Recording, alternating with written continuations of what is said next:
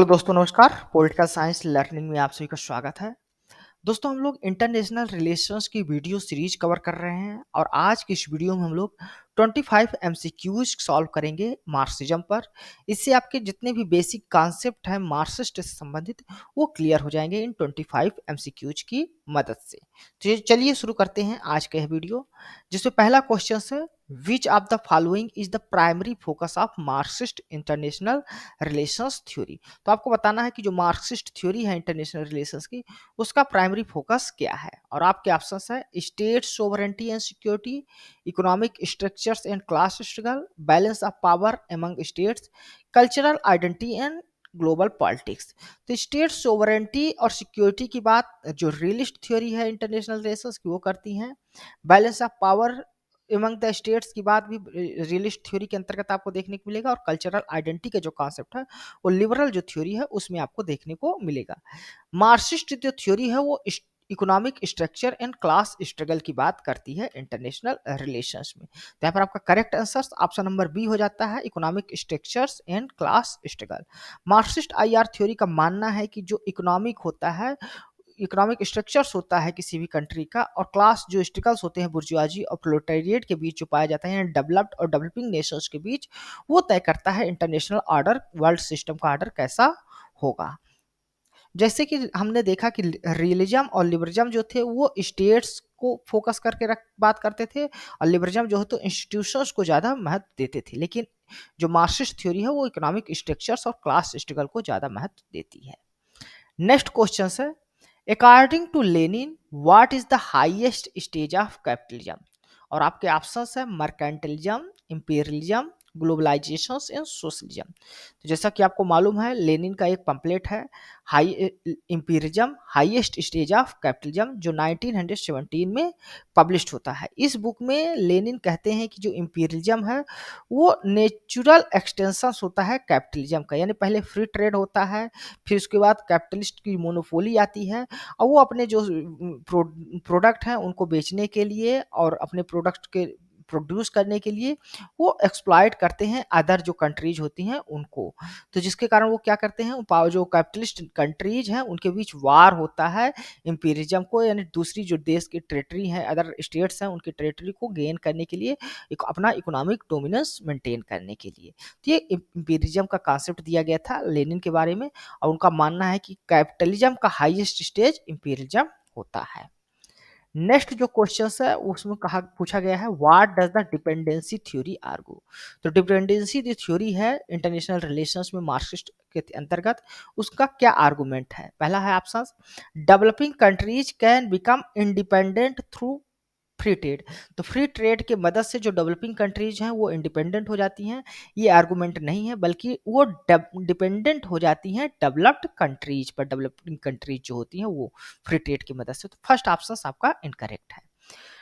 Developed Nations depend on developing Nations for advance technology. तो developing जो developed Nations है वो डेवलपिंग नेशंस पर एडवांस टेक्नोलॉजी के लिए डिपेंडेंट नहीं होते, बल्कि जो डेवलपिंग नेशंस है वो डिपेंडेंट होती हैं डेवलप्ड नेशंस पर। ठीक, तो ये स्टेटमेंट भी आपका इनकरेक्ट हो जाता है। नेक्स्ट ऑप्शन है developing nations remain dependent on developed nation due to economic exploitation. तो आप इकोनॉमिक एक्सप्लॉयटेशंस की वजह से, यानी डेवलप्ड नेशन डेवलपिंग नेशंस का इकोनॉमिक एक्सप्लॉयटेशंस करती हैं, उसकी वजह से हमेशा जो डेवलपिंग नेशंस हैं वो डिपेंडेंट रहते हैं डेवलप्ड नेशंस पे। ये डिपेंडेंसी थ्योरी का मेन आर्गुमेंट था। तो यहाँ पर सी नंबर जो आपका ऑप्शन है वो करेक्ट हो जाता है। डी ऑप्शन था the global economy is fair and based on equal partnership. तो ये नहीं कहते, बल्कि जो ग्लोबल इकोनॉमिक है वो इनइक्वल है और एक्सप्लॉयटेशंस पर बेस है, ना कि इक्वल पार्टनरशिप पर। तो ये बात भी इनकरेक्ट थी डिपेंडेंसी आर्गुमेंट्स के बारे में। केवल ऑप्शन नंबर यहाँ पर जो सी है वो आपका करेक्ट है। यहाँ पर डिपेंडेंसी थ्योरी के थिंकर्स जैसे एजी फ्रैंक हैं, उनका मानना है कि जो डेवलपिंग कंट्रीज होती हैं वो इकोनॉमिक रूप से डिपेंडेंट रहती हैं हमेशा डेवलप्ड जो कंट्रीज हैं उनके ऊपर, क्योंकि ये अनफेयर ट्रेड का इस्तेमाल करते हैं जो डेवलप्ड नेशंस होते हैं, डेप्ट का इस्तेमाल करते हैं और रिसोर्सेज का एक्सट्रैक्शन करते हैं डेवलपिंग नेशन से या कंट्रीज से। नेक्स्ट क्वेश्चन है who introduce the concept of world system theory in Marxist IR. तो मार्क्सिस्ट आईआर के अंतर्गत वर्ल्ड सिस्टम जो थ्योरी है वो किसके द्वारा दी जाती है? आपके ऑप्शंस है Karl Marx, Antonio Gramsci, Immanuel Wallerstein या रॉबर्ट कॉक्स। और यहाँ पर आपका करेक्ट आंसर होगा option number C, Immanuel Wallerstein. Immanuel Wallerstein concept देते हैं वर्ल्ड सिस्टम को क्लासिफाई करते हुए, कहते हैं कि वर्ल्ड सिस्टम थ्योरी वो देते हैं, जिसमें वो रखते हैं कोर, सेमी पेरिफेरी और पेरिफेरीज कंट्रीज को। इन्हें तीन तरह से डिवाइड करते हैं। कुछ कोर कंट्रीज होती हैं जो एडवांस कैपिटलिस्ट स्टेज होता है, फिर उसके बाद सेमी पेरिफेरी एरियाज आते हैं जो लेस डेवलप्ड कंट्रीज होती हैं, और पेरिफेरीज में आते हैं जो अंडर डेवलप्ड कंट्रीज होती हैं, सबसे कम डेवलप्ड कंट्रीज होती हैं, उसमें पेरिफेरी में इंक्लूड करते हैं उसको। ठीक, नेक्स्ट क्वेश्चन है, according to Antonio Gramsci how does capitalism maintain its dominance in global politics. तो एंटोनियो ग्राम्सी के अनुसार जो कैपिटलिस्ट होते हैं वो किस प्रकार से अपनी जो डोमिनेंस है ग्लोबल पॉलिटिक्स में उसको मेंटेन करके रखते हैं? आपके ऑप्शंस है through military power, through economic sanction, through cultural hegemony या थ्रू इंटरनेशनल ऑर्गेनाइजेशन। तो एंटोनियो ग्राम्सी कॉन्सेप्ट देते हैं हेजेमनी का, और वो कहते हैं कि एक सिविल सोसाइटी होती है जो कोर्सन नहीं बल्कि कंसेंट के माध्यम से उस डोमिनेंस को, जो कैपिटलिस्ट का डोमिनेंस है, उसको बना के रखती है। तो यहाँ पर आपका ऑप्शन नंबर जो 3 है थ्रू कल्चरल हेजेमनी, वो आपका करेक्ट आंसर होगा।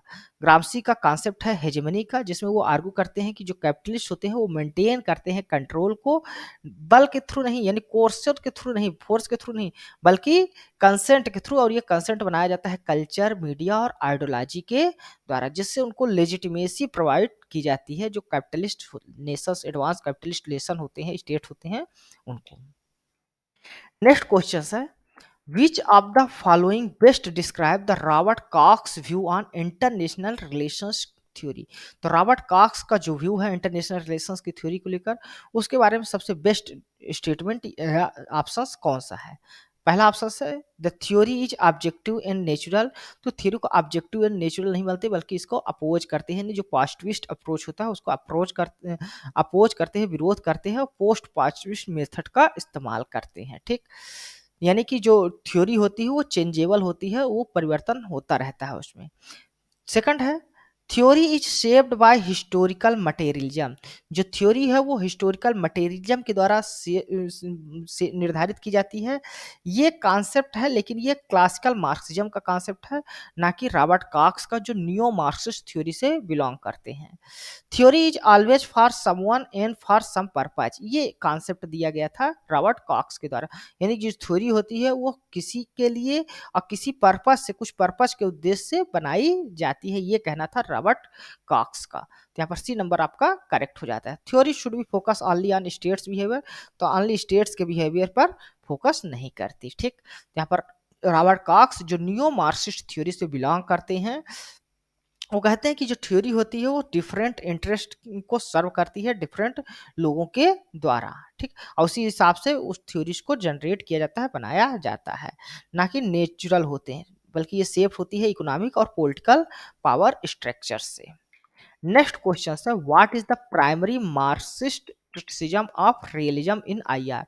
तो मार्क्सिस्ट का क्रिटिसिज्म क्या है रियलिज्म को लेकर, वो आपको बताना है। और आपके ऑप्शंस है realism ignore the role of economic structure in shaping the global politics. तो यहाँ पर आपका पहला ऑप्शन सी, यानी कि जो रियलिज्म है वो इकोनॉमिक स्ट्रक्चर्स को फोकस नहीं करता, बल्कि पावर पॉलिटिक्स पर ज़्यादा फोकस करता है, और ना कि इकोनॉमिक स्ट्रक्चर्स पर ग्लोबल पॉलिटिक्स। तो यही क्रिटिसिज्म है मार्क्स के द्वारा, क्योंकि मार्क्सिस्ट जो थ्योरी है वो इकोनॉमिक एक्सप्लॉयटेशंस को लेकर ज़्यादा बातें करती है। Realist focus too much on human rights, तो ह्यूमन राइट्स की फोकस जो लिबरल थ्योरी है वो करती है, ना कि realist. Realism is too idealistic about the state cooperation, state cooperations के बारे में भी लिबरल जो थ्योरी है इंटरनेशनल रिलेशंस की वो बात करती है, ना कि realism. Realism reject the idea of power politics.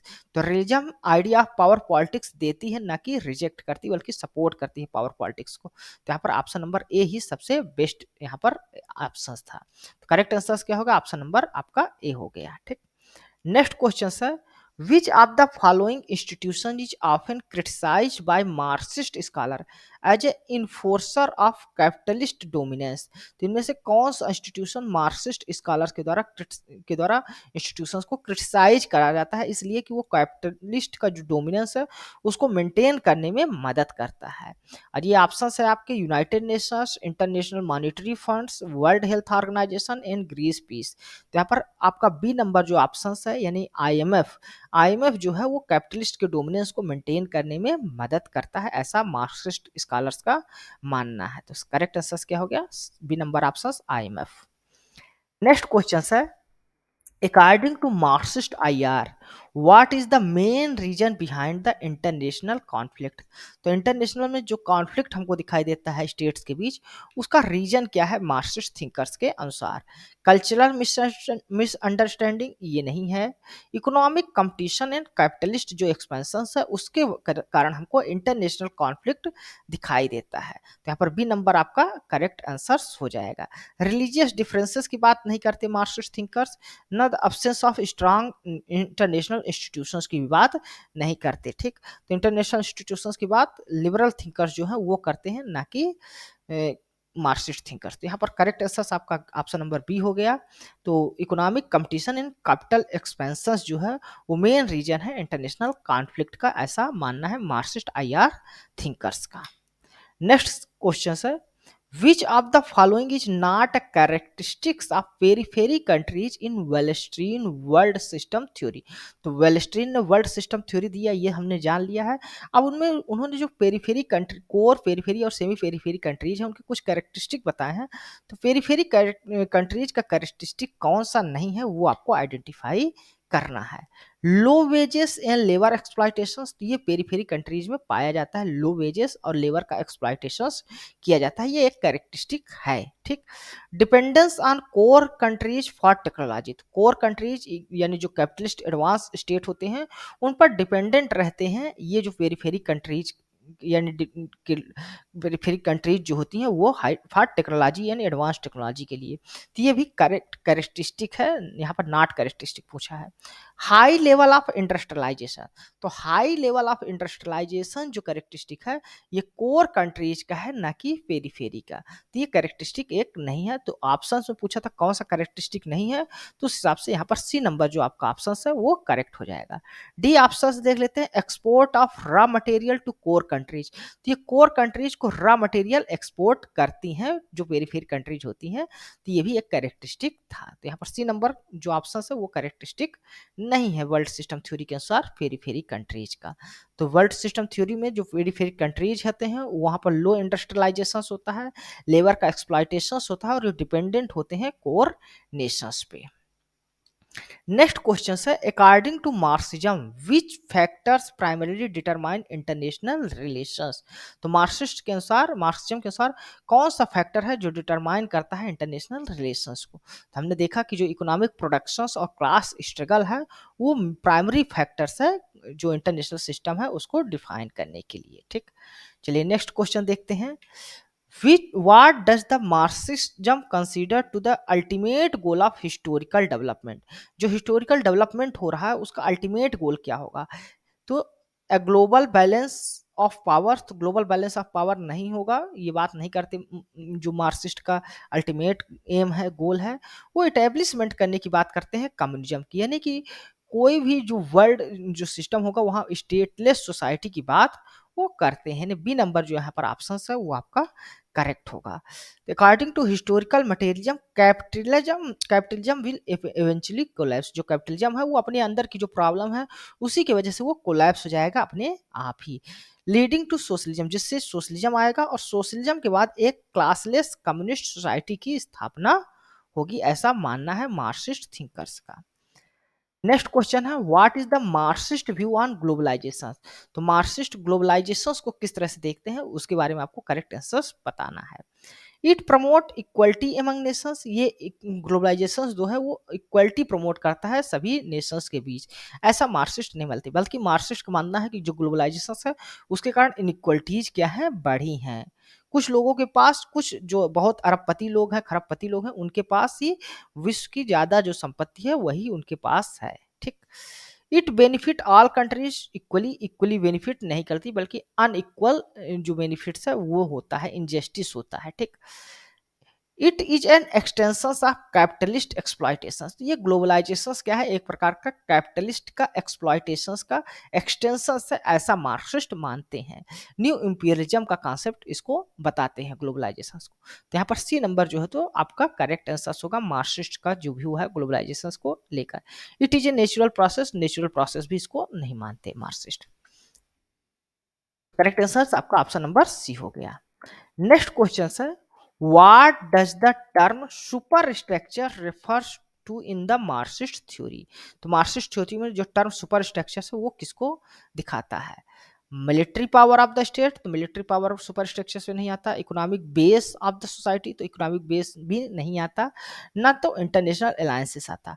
जो इंस्टीट्यूशन सोचे हैं, कल्चर्स है और आइडियोलॉजी हैं जो बिल्ट होते हैं इकोनॉमिक बेस पर, वो जो है तो सुपर स्ट्रक्चर्स का निर्माण करते हैं। तो इसी को सुपर स्ट्रक्चर्स कहते हैं मार्क्सिस्ट थ्योरी में जो विचारक हैं वो, और बेसिकली जो ग्राम्सी हैं वो मानते हैं कि जो इंस्टीट्यूशंस, कल्चर और आइडियोलॉजी हैं ये सिविक सोसाइटी को बनाते हैं, और ये कंसेंट के थ्रू उस जो कैपिटलिस्ट का डोमिनेंस है उसको लेजिटिमेसी प्रदान करता है, ठीक। सुपर स्ट्रक्चर्स करेक्ट आंसर से आपका ऑप्शन नंबर सी हो गया। नेक्स्ट क्वेश्चन है, which of the following is not a की फोकस ऑफ मार्क्सिस्ट थ्योरी। तो आपको कुछ ऑप्शंस दिए हैं, आपको बताना है इनमें से मार्क्सिस्ट थ्योरी का की फोकस क्या नहीं है। क्लास स्ट्रगल, तो क्लास स्ट्रगल की बात करते हैं। कैपिटलिस्ट एक्सप्लॉयटेशन, कैपिटलिस्ट एक्सप्लॉयटेशन की भी बात करते हैं। स्टेट सोवरेंटी, स्टेट सोवरेंटी की बात कौन करते हैं? रियलिस्ट जो थिंकर्स हैं, विचारक, वो करते हैं, ना कि मार्क्सिस्ट, ठीक ना। इकोनॉमिक इनइक्वालिटी की बात मार्क्सिस्ट आईआर वाले करते हैं। तो यहाँ पर सी नंबर जो आपका ऑप्शन है वो यहाँ पर आपका करेक्ट हो जाएगा, ठीक। रियलिज्म जो है तो इम्फेसिस करता है स्टेट सोवरेंटी का, जबकि मार्क्सिस्ट जो है वो इकोनॉमिक डिटर्मिनिज्म, क्लास स्ट्रगल और ग्लोबल कैपिटलिज्म की बात करता है। नेक्स्ट क्वेश्चन है, how does Marxism explain war in international relation. तो इंटरनेशनल रिलेशन में मार्क्सिज्म जो है वार यानी युद्ध को किस प्रकार से बताते हैं? As a result of human nature, तो ह्यूमन नेचर्स का रिजल्ट वो रियलिस्ट थिंकर्स मानते हैं। Product of miscommunication among the state, miscommunication को भी नहीं मानते। A struggle for resources and profit under capitalism, तो ये आपका करेक्ट आंसर होगा। जो रिसोर्स है उसके लिए जो स्ट्रगल होता है, जो कैपिटलिस्ट के बीच स्ट्रगल होता है, उसी के कारण वो कैपिटलिस्ट नेशंस के बीच ये वार होता है। और ये वार इंपीरियलिज्म टाइप का होता है, यानी दूसरी टेरिटरी को गेन करने के लिए ये वार कैपिटलिस्ट, जो एडवांस कैपिटलिस्ट लोग होते हैं, नेशंस होते हैं, वो आपस में करते हैं, ठीक। तो यहाँ पर करेक्ट आंसर क्या होगा? ऑप्शन नंबर सी आपका करेक्ट आंसर हो गया। नेक्स्ट क्वेश्चन है, what is the primary argument of Lenin theory of imperialism. तो लेनिन की जो थ्योरी ऑफ इंपीरियलिज्म है इंटरनेशनल रिलेशंस में, उसका प्राइमरी आर्गुमेंट्स क्या है? Imperialism is necessary for global piece, तो ग्लोबल पीस के लिए नेसेसरी नहीं बताते बल्कि ये कॉन्फ्लिक्ट का कारण एक बताते हैं। Imperialism is temporary phase of capitalism, तो टेम्परेरी फेज नहीं है बल्कि हाईएस्ट फेज ऑफ कैपिटलिज्म के रूप में डिफाइन करते हैं लेनिन, तो ये भी नहीं होगा correct. Imperialism is the final stage of capitalism, जो हाईएस्ट फेज यानी कि फाइनल जो स्टेज है उसके रूप में बताते हैं। और ड्रिवन बाय मोनोपोली कैपिटल, यानी जो कैपिटलिज्म है फ्री ट्रेड से शुरुआत होती है, फिर मोनोपोली आती है कैपिटलिज्म की, और उसके बाद इंपीरियलिज्म आता है। तो ये हाईएस्ट स्टेज है कैपिटलिज्म का। यहाँ पर सी नंबर जो आपका ऑप्शन है वो लेनिन्स का जो थ्योरी ऑफ इंपीरियलिज्म है उसके बारे में प्राइमरी आर्गूमेंट्स है या मुख्य फोकस पॉइंट है, ठीक। तो यहाँ पर करेक्ट आंसर क्या हो गया? ऑप्शन नंबर सी आपका करेक्ट हो गया। नेक्स्ट क्वेश्चन है, which Marxist scholar develop the concept of hegemony in international relations. तो हेजेमनी का जो कॉन्सेप्ट है इंटरनेशनल रिलेशंस में किस थिंकर्स के द्वारा डेवलप किया गया है? आपके ऑप्शन है Karl Marx, Antonio Gramsci, Vladimir Lenin और रॉबर्ट कॉक्स। तो जैसा कि हमने देखा कि जो एंटोनियो ग्राम्सी हैं वो हेजेमनी का कॉन्सेप्ट देते हैं इंटरनेशनल रिलेशंस में। नेक्स्ट क्वेश्चन है, which of the following is key criticism of Marxist IR theory.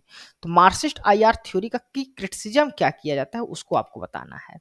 It focus on to much on military power, तो मिलिट्री पावर पर फोकस नहीं करता, ये क्रिटिसिज्म नहीं हो सकता। It over emphasis on economic factor and neglect state autonomy, तो economic जो फैक्टर्स हैं उस पर ज़्यादा एम्फेसिस करते हैं मार्क्सिस्ट थ्योरी, और निगलेक्ट कर देते हैं जो स्टेट्स की ऑटोनॉमी है, स्वायत्तता है, उसको। यहाँ पर बी नंबर जो आपका ऑप्शन है वो करेक्ट हो जाएगा। It ignore role of economic structure, तो इकोनॉमिक स्ट्रक्चर्स का जो रोल है उसको इग्नोर नहीं करते, बल्कि उसको मुख्य पॉइंट देकर प्राइमरी फोकस रहता है इनका। It support new liberal capitalism, तो न्यू लिबरल कैपिटलिज्म को भी सपोर्ट नहीं करते। तो यहाँ पर बी नंबर जो आपका ऑप्शन है वो आपका करेक्ट हो जाता है। क्रिटिक आर्गू करते हैं कि जो मार्क्सिस्ट हैं ये रिड्यूस करते हैं इंटरनेशनल रिलेशंस को इकोनॉमिक डिटर्मिनिज्म पर, और इग्नोर कर देते हैं नेशनलिज्म और स्टेट की जो स्ट्रेटजीज होती है, ऑटोनॉमी है, उसको पूरी तरह से। नेक्स्ट क्वेश्चन है what does the core periphery concept in world system theory represent, तो हमने पेरीफेरी को देखा, अब कोर और पेरीफेरी का कॉन्सेप्ट क्या है वर्ल्ड सिस्टम थ्योरी में। आपके ऑप्शंस है military alliance between the powerful state, powerful के स्टेट्स के बीच मिलिट्री अलायंस नहीं है। Economic division where core countries exploit periphery nations, तो ये एक प्रकार का इकोनॉमिक डिवीजन है जहां पर कोर कंट्रीज जो है तो पेरीफेरी कंट्रीज का एक्सप्लॉइट करती है। तो बी नंबर जो आपका ऑप्शन है यहाँ पर वो आपका करेक्ट हो जाएगा। नेक्स्ट क्वेश्चन है according to Marxist theory what is the primary role of state in capitalist society. अब आपको बताना है कि एक जो स्टेट्स होता है कैपिटलिस्ट सोसाइटी में उसका प्राइमरी रोल क्या होता है मार्क्सिस्ट थ्योरी के अनुसार। To ensure equality among the all classes, तो इक्वलिटी को इंश्योर नहीं करते। To act as a natural arbiter in economic conflict, economic conflict में नेचुरल आर्बिटर के रूप में क्या कार्य करते हैं, नहीं करते। To protect the interest of ruling capitalist class, तो रूलिंग कैपिटलिस्ट जो क्लास होते हैं उनके इंटरेस्ट को प्रोटेक्ट करने का काम किया जाता है, ये प्राइमरी रोल होता है स्टेट का कैपिटलिस्ट जो सोसाइटी होती है उसमें। ठीक, तो जो भी इंस्टीट्यूशंस बनाते हैं या जो भी नॉर्म्स बनाते हैं वो उन कैपिटलिस्ट जो क्लास स्टेट्स होते हैं उनको प्रोटेक्ट करने के लिए बनाए जाते हैं या उनके बेनिफिट्स के लिए बनाए जाते हैं। तो यहाँ पर सी नंबर जो आपका ऑप्शन है वो करेक्ट हो जाएगा। नेक्स्ट क्वेश्चन है what is the primary reason Marxist criticize liberal internationalism, तो प्राइमरी रीजन क्या है जिसके कारण मार्क्सिस्ट जो है तो क्रिटिसाइज करते हैं लिबरल इंटरनेशनलिज्म को, वो आपको बताना है। आपके ऑप्शन है it ignore the role of culture in global politics, तो क्या लिबरल इंटरनेशनल कल्चर्स के रोल को इग्नोर करते हैं, नहीं करते, तो ये क्रिटिसिज्म नहीं हो सकता। It promote free markets which lead inequality, तो हाँ ये बात सही है कि जो लिबरल इंटरनेशनलिज्म है वो फ्री मार्केट्स की बात करते हैं और जिसके कारण हमको वर्ल्ड में इंटर इनइक्वालिटीज दिखाई देती है, तो ये क्रिटिसिज्म हो सकता है मार्क्सिस्ट का। तो यहाँ पर बी नंबर जो आपका ऑप्शन है वो करेक्ट है। It rely to much on state sovereignty, तो स्टेट सोवरेंटी पर टू मच जो रिलाई करते हैं वो रियलिस्ट विचारक रिलाई करते हैं, रियलिस्ट जो थ्योरी है। इट इनकरेज इंटरनेशनल सोशलिज्म, तो इंटरनेशनल सोशलिज्म को इनकरेज नहीं करते बल्कि कॉपरेशन और इंटरनेशनल जो इंस्टीट्यूशंस हैं उनको सपोर्ट करते हैं लिबरल इंटरनेशनलिज्म, तो ये भी ऑप्शन यहाँ पर सही नहीं होगा। तो बी नंबर यहाँ पर आपका करेक्ट आंसर होगा। ठीक, तो लिबरल जो है फ्री ट्रेड और कैपिटलिज्म को प्रमोट करते हैं। अब मार्क्सिस्ट का आर्गुमेंट है कि इसके कारण इकोनॉमिक इनइक्वालिटीज होती है, ग्लोबल क्लास स्ट्रगल बढ़ता है। दो क्वेश्चन और बचे हैं। यहाँ क्वेश्चन है what is the Marxist perspective on international law, international law यानी कानून को लेकर मार्क्सिस्ट का क्या व्यू है। It ensure fairness and justice for all nation, fairness और जस्टिस ऑल नेशंस के लिए नहीं बनाता बल्कि ये कॉन्फ्लिक्ट का कारण बनता है, एक्सप्लॉयटेशंस का कारण बनता है, या कैपिटलिस्ट जो नेशंस है उनको बेनिफिट्स देता है। और जो कि फेयरनेस और जस्टिस की जो बात करते हैं इंटरनेशनल लॉ के द्वारा वो लिबरल थिंकर्स करते हैं, तो ये मार्क्सिस्ट का पर्सपेक्टिव नहीं है। It's shaped by economic interest and serve the ruling class, तो ये इकोनॉमिक इंटरेस्ट के द्वारा निर्माण किया जाता है इंटरनेशनल लॉ का और उन रूलिंग जो क्लास होते हैं उनके इंटरेस्ट को सर्व करते हैं। यहाँ पर बी नंबर जो आपका ऑप्शन है वो करेक्ट हो जाएगा। It is irrelevant to modern international relation, तो इरिलेवेंट नहीं है, ऐसा मार्क्सिस्ट नहीं मानते। इट इज अनबायस्ड, अनबायस्ड भी नहीं बोलती बल्कि बायस्ड सिस्टम के रूप में मानते हैं to regulate the global politics, तो यहाँ पर बी नंबर आपका ऑप्शन सबसे सटीक है और करेक्ट है। ठीक, आखिरी क्वेश्चन है what does neo Marxism in international relations emphasize, तो आप बताना नियो मार्क्सिज्म इंटरनेशनल रिलेशंस में किस बात पे बल देते हैं। Only economic factors in global politics, तो इकोनॉमिक फैक्टर्स को नहीं इंक्लूड करते, जैसा कि क्लासिकल जो मार्क्सिस्ट विचारक थे वो मानते थे। The importance of cultural and ideological domination in capitalism, तो ग्रामसी की जो विचारधारा है उसमें कल्चरल हेजेमनी की बात करते हैं, हेजेमनी की जिसमें सिविक सोसाइटी के द्वारा कंसेंट प्रदान किया जाता है, और ये मैन्युफैक्चर जो कंसेंट होता है ये कल्चरल और आइडियोलॉजिकल डोमिनेशंस के थ्रू किया जाता है। तो बी नंबर यहाँ पर आपका ऑप्शन करेक्ट होगा। ठीक, तो यहाँ पर करेक्ट आंसर क्या होगा आपका option number B, importance of cultural and ideological dominance in capitalism. Neo मार्क्सी जैसे जिसमें एंटोनियो ग्रामसी और रॉबर्ट कॉक्स का प्रमुख नाम आता है, और इनका मानना है कि जो इकोनॉमिक कंट्रोल है वही बस उसी के द्वारा कैपिटलिस्ट अपना मेंटेन नहीं करते पावर, बल्कि जो कंसेंट है आइडियोलॉजिकल जो हेजेमनी है जिसमें मीडिया, एजुकेशन, कल्चरल इंस्टीट्यूशंस आते हैं जिनके थ्रू कंसेंट तैयार किया जाता है, लेजिटिमेसी बनाई जाती है जो कैपिटलिस्ट नेशंस है, कैपिटलिस्ट स्टेज की जो रूल्स आइडियोलॉजी है उनको। तो यहाँ पर आपका करेक्ट आंसर क्या होगा ऑप्शन नंबर बी हो गया। ठीक, तो धन्यवाद दोस्तों, आज की इस वीडियो में हम लोगों ने 25 एमसीक्यूज सॉल्व किए हैं मार्क्सिस्ट अप्रोच को लेकर इंटरनेशनल रिलेशंस में। इन 25 एमसीक्यूज के थ्रू आपके मार्क्सिस्ट को लेकर जो कॉन्सेप्ट है, विचारधारा को लेकर, थ्योरी को लेकर इंटरनेशनल रिलेशंस में, वो सभी कॉन्सेप्ट आपके क्लियर हो गए होंगे। यह वीडियो आपको कैसा लगा है अपने कमेंट्स के माध्यम से हमें जरूर बताइएगा। साथ ही साथ आप हमारे इस वीडियो को लाइक करें, हमारे इस चैनल को सब्सक्राइब करें और इसे अपने दोस्तों के साथ भी शेयर करें ताकि इस तरह की जो वीडियोज हैं वो आपको मिल सकें। इसके अलावा आप हमारे टेलीग्राम चैनल पॉलिटिकल नेटवर्क को भी ज्वाइन कर सकते हैं, जहां पर आपको डेली एमसीक्यूज मिलते हैं, हमारे लेक्चर्स की पीडीएफ भी आपको वहां पर प्रोवाइड की जाती है और उससे भी आपको काफ़ी बेनिफिट्स होगा। धन्यवाद, थैंक यू।